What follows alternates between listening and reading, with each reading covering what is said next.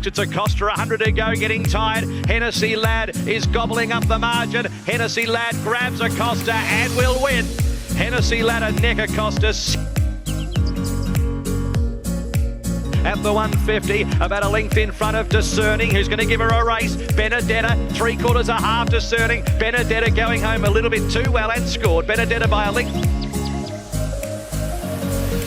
Lactic Fury and Rheinberg, still British Columbia, 100 metres to go. A wall chasers, including on the outside Unusual Culture, but British Columbia clear, punched out, and British Columbia.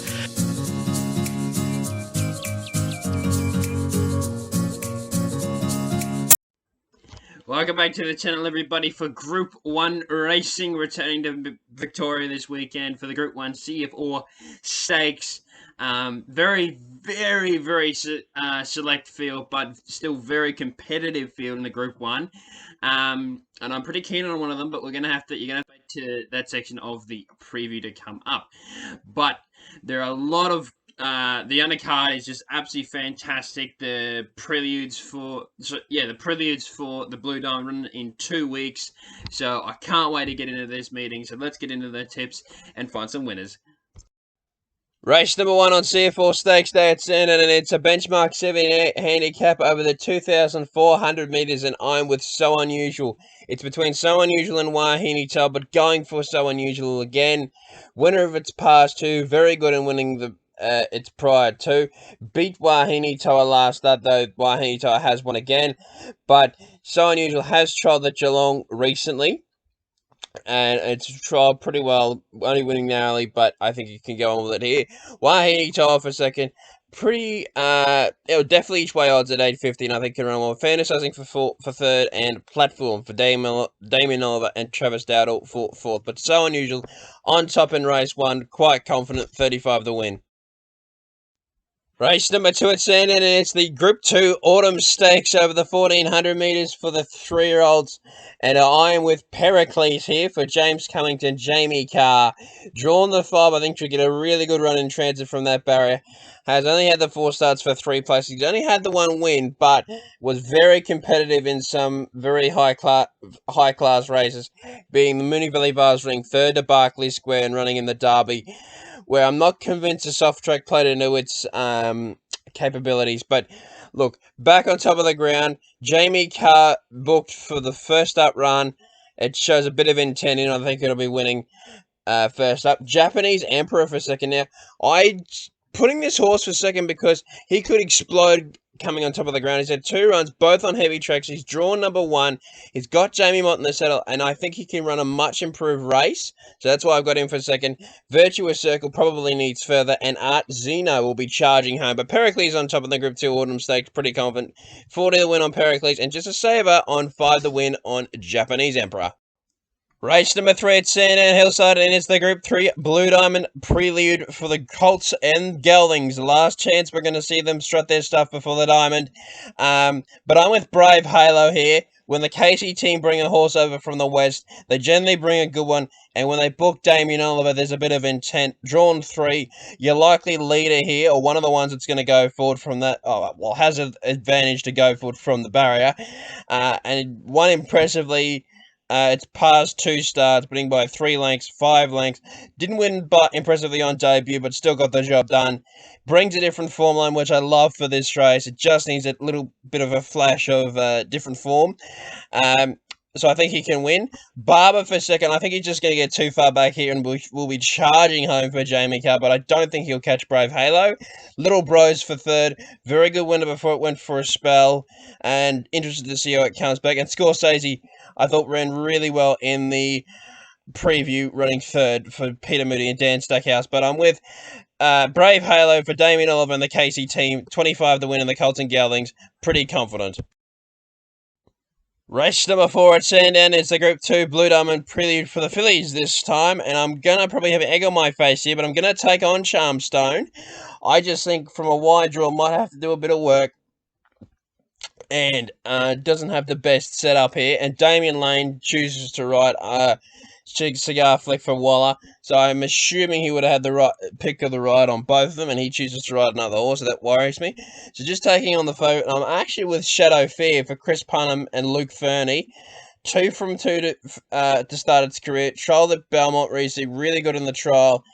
Out of all the horses that are going to go forward, I think it'll be advantaging this horse because this horse has the right draw. It'll go forward, and I think if this horse finds the rail, it won't be getting beat. And at $10, that's an absolute spoil, and I'm quite keen on his chances. From Remedies for second, there was once a time this horse was talked about as a slipper horse, and it's only had the 2 starts. It was very good at its start before it went for a spell. Went for a spell straight after that, but Jamie Carr first up from barrier number 5 can go for it and settle in a prominent position.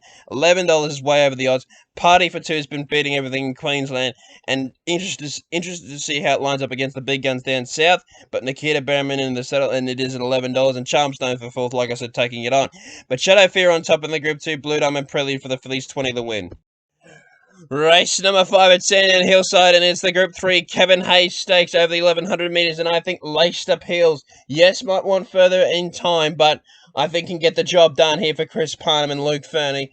Another one of the Perth Raiders I'm going for here from barrier number 6 can settle in a prominent position and be charging home and finish right over the top of these. And I'm actually quite keen on its chances here at $7.50. I think it's a great price. From She's Licketysplit for second.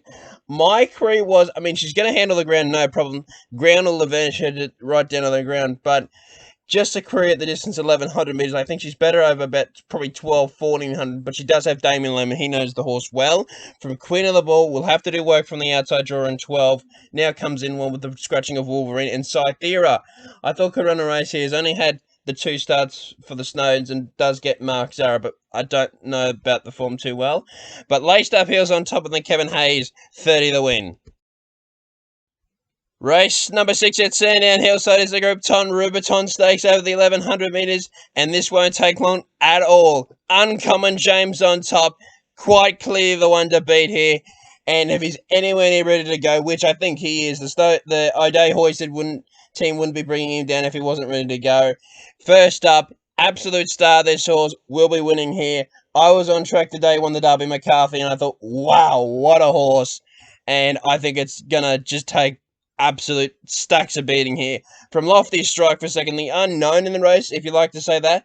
Ran in a couple of Group 1s last campaign, ran really well. Has the lightweight for Craig Newitt, who rode it in the Champion Stakes. No, it wasn't the Champion Stakes. It was the Champion Sprint, sorry. And ran really well in that race, and is a Group 1 win in the making for sure. Chain of Lightning, the other form horse of the race, who gets Jamie Carr. 6 from 8 will be running well from barrier 2.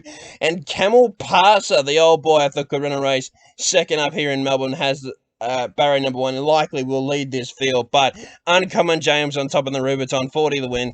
Just count the cash. Race number 7 at Sandown Hillside. It's the first Group 1 of the season. It's the Group 1 CF4 Stakes over the 1400 metres for Ladbrokes. And I am with Jaquinot, the improving 3-year-old. Has it under the belt. Winning first up. It was a brave win in the Manfred. And I think he can go right on with it here for Damien Lane in the settle. 55.5 kilos from dropping from the 59.5.